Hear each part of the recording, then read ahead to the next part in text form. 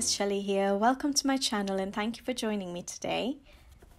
So today I felt like colouring grapes and I thought that I will do that as part of the autumn series that I have started. So the first video in the series was the pumpkin. As you'll see on this page, I've chosen the same page to do the grapes and I thought it would be quite a nice video to do. I don't know if there are that many videos out there showing how to color grapes, and there are some pages I have come across in some of the coloring books where there are grapes in the illustration, and a lot of the times the grapes are actually quite a large part of that illustration or a large element on that illustration. So I thought it would be a nice thing to try out coloring grapes and to share with you guys how I have gone about doing this. I'm not so sure I have colored grapes before. I can't seem to think of any pages that I've completed with grapes in it. So yeah, I think this is the first time I'm trying it out, and I decided because of the colors that are going to be on this page. So there's going to be a lot of orange and yellow because of the pumpkins. There is corn on the page, there's wheat on the page, and then obviously the leaves I'm thinking of bringing in some yellow into them because just to show the change of the leaf colors going into autumn. And so I thought to break up all the green and the yellows and the oranges, I will do red grapes. Sorry for that beeping sound. It is my oven. I am trying to cook at the same time. I'll be right back. So sorry about that. But yes, so I'll be doing red grapes on this page, and I thought I'd share that, how I color red grapes with you guys. I think the next time I do a grape page, so it won't be on this particular series, but when I do come across some more grapes, I will try and figure out how to do green grapes and share that with you guys as well at some other time, if you guys are interested. But for now, let's see how we can achieve some red grapes.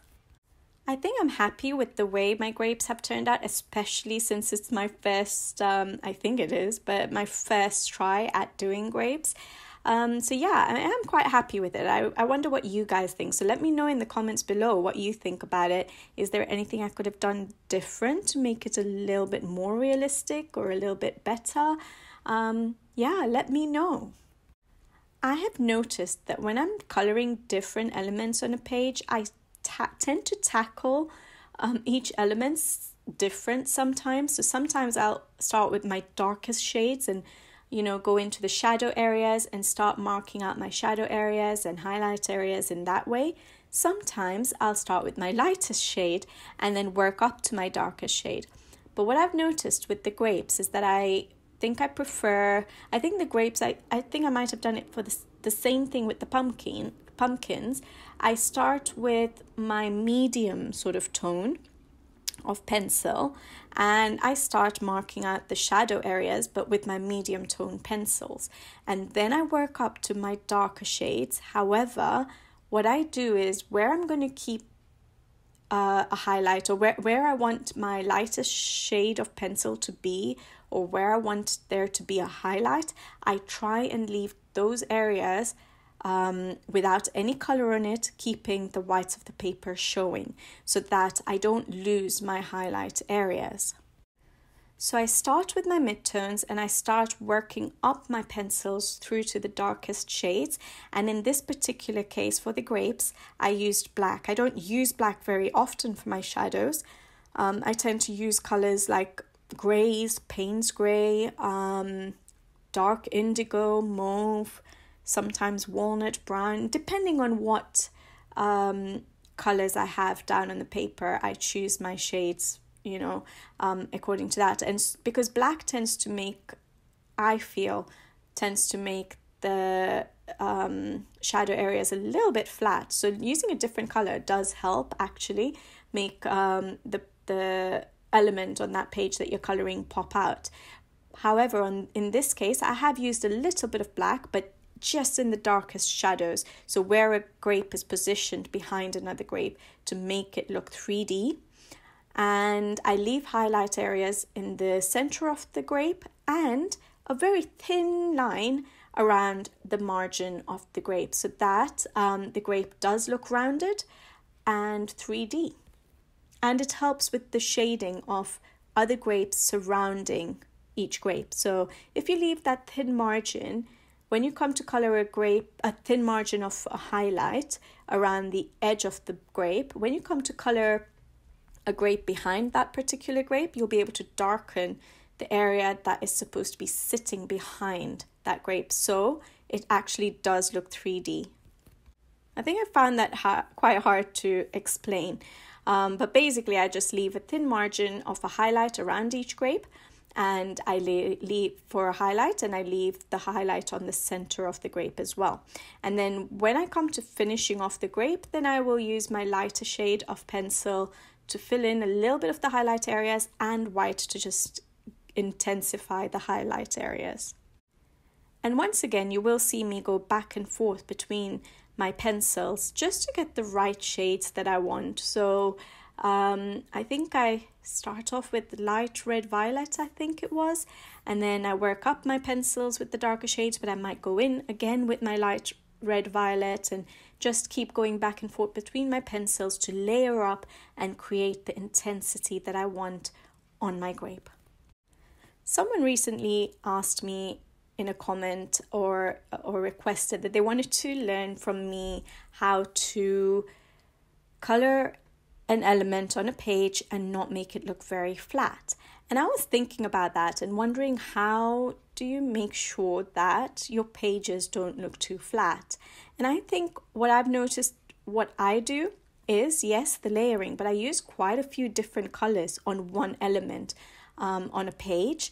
So for example, on the pumpkin, if you go and watch that video, you'll see that I use a combinations of yellows and a light orange, a dark orange, a red, like quite a bright red, and then I use a brownish shade, I use some greens, and then that sort of just makes sure that that particular pumpkin does not look flat. And then I put in areas of highlights and shadows, and I make sure that my contrast between the highlight areas and my shadow areas is very, very large. So for example, on the pumpkin, the highlight area is a yellow, and my dark shadow areas is quite an intense reddish brown.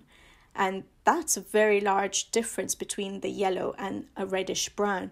And so that, I think, makes an element pop and helps to make the element not look so flat on the page.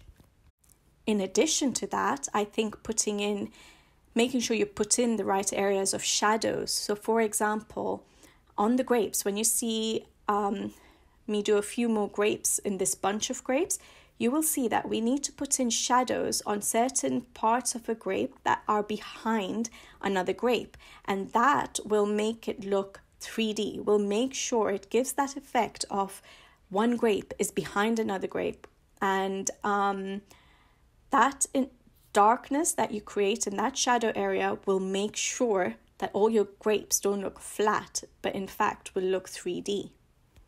Now, I'm not an artist, I'm just a self-taught colorist. I have absolutely no art background, and so I don't know whether what I'm saying is right or wrong, but what I'm trying to just explain is what I do to try and make things pop or look 3D. And I think those are the main things that I do. So my contrasts between my light and my darks, and just making sure that if there are objects on a page, elements on a page that are one behind another, I make sure I try and create the shadows in an object which is sitting behind to try and give that effect of a 3D image. So I hope that helps a little bit. Maybe in the future I can consider doing a video and discuss it a little bit more in detail, or talk through it a little bit easier. But it just came to my mind that someone had requested or had said that their coloring looks a little bit flat, and I think those are the main two things that I do to try and bring my page to life. Make sure it doesn't look flat, make sure it looks 3D. So hopefully that helps a little bit. So if I take the grapes for an example, my lightest shadow, or my highlight areas are a light magenta and a white. So I leave some areas of white and I use a white pencil to intensify the white highlight area. And then my darkest shadow is actually a black in this case. So you can see how big a contrast between my highlight areas and my shadow areas it's going to be. And that just, I think, helps things pop or look 3D, or look a certain shape if you put them in the right positions, the highlights and the shadows. And so in this case, my lightest shadow, or my lightest color, highlight color, is a white, and the darkest is a black. And then the other thing is the number of different shades of pencils I've used on one grape. So I've used red violets, I've used magenta, I've used a light magenta, I've used a white, I use mauve for the dark shadows, I've used black. So there's already on one little grape quite a few pencils used to just bring out that intensity of the color so that it doesn't look flat. So and then other than that, with regards to the grapes itself, once I've completed doing putting down all my pencil shades, putting in the dark shadows, finishing off with my highlights, then I use a little bit of Posca. I thought I'd try this out. I'm not so sure how happy I am with it, because usually when I do berries and fruits like that, I like to make them look quite glossy. And if you look at a grape in real life, it's not perfectly glossy, is it? Sometimes you'll get areas of the grape that are a little bit matte, would you say, not shiny. And so that's what I was trying to bring in onto the grapes. So I used a little bit of Posca and I dotted it onto the grapes, but I thought, oh, that's a bit too white. So then I used my finger to just smudge it a little bit, so to reduce the effect of the white highlight that I put with the Posca. And I thought it gives a nice effect. It looks a little bit different. It doesn't look just perfect, shiny grapes that could be fake, artificial plastic grapes on a table for presentation. So I tried to do that effect. I hope it works. But overall, I'm happy with the way my grapes look. I hope you guys like how it's turned out as well. I'm happy with the way my first grapes turned out, and I'm excited to eventually, not yet, but when I do come across another page I feel like coloring, which has grapes in it, it will be nice trying to figure out how to do green grapes. So that will be interesting. And if I do figure that out in the future, I will definitely share it with you guys if you're interested. So I'll leave you guys to watch the rest of the video. Hopefully the steps I'm using to create my grapes are clear and easy to follow. If you have any questions, do let me know in the comments below. And I hope you like my second video in the series. And hopefully I'll be back very soon with another video to go along with the autumn series. Thank you all so much for taking the time to watch my videos. I don't know how to express how much I appreciate it. So thank you guys. I hope you guys are enjoying it, and I'll see you on the next video. Have a lovely day and see you next time. Bye bye.